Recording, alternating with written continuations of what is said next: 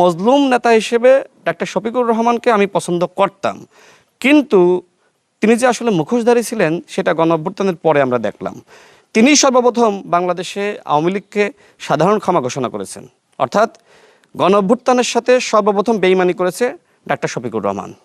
সুতরাং এই শফিকুর রহমান সাহেবকে নিয়ে এখন কি বলবো, তিনি নাকি বিএনপির পতন ঘটিয়ে দিবে। ডাক্তার শফিকুর রহমান তো জীবিতই ছিলেন, তাই না? তো ডাক্তার শফিকুর রহমানের নেতৃত্বে মগবাজারের তালাটা পর্যন্ত খোলা যায়নি।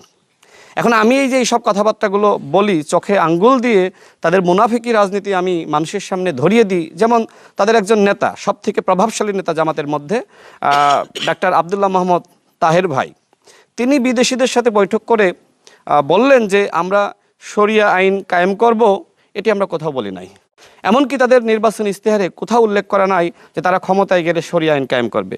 এই মুনাফিক রাজনৈতিক দল এখন জাতীয় সংসদে প্রতিদিন মানুষকে আইওয়াশ করার জন্য বলছে যে আমরা কোরআনের আইন চাই, আল্লাহর আইন চাই, শরিয়া আইন চাই। এই যে ভণ্ডামি জামাত ইসলাম নিয়ে করছে, তাই না? এর আগে নির্বাচনের আগে দেখেছি জান্নাতের টিকিট বিতরণ করা। মানে কি করে নাই, মানে ক্ষমতায় আসার জন্য জামাত এমন কোনো অন্যায়, অপরাধ বা অপকর্ম বা মিথ্যাচার, ভণ্ডামি, মুনাফিকি বাকি ছিল না যে তারা করে নাই। কিন্তু এদেশের জনগণ তারা বুঝতে পেরেছে যে এই দেশের যতটুকু পরিবর্তন সেটা শহীদ প্রেসিডেন্ট জিয়াউর রহমানের হাত ধরে, এবং পরবর্তীতে দেশনেত্রী বেগম খালেদা জিয়ার হাত ধরে, এবং বর্তমানে বাংলাদেশে যদি পরিবর্তন হয় সেইটা হবে বর্তমান প্রধানমন্ত্রী জনাব তারেক রহমানের নেতৃত্বে। আমি এদেশের জনগণকে বলবো যে বাংলাদেশে যদি পরিবর্তন হয় সেটা জনাব তারেক রহমানের হাত ধরেই হবে।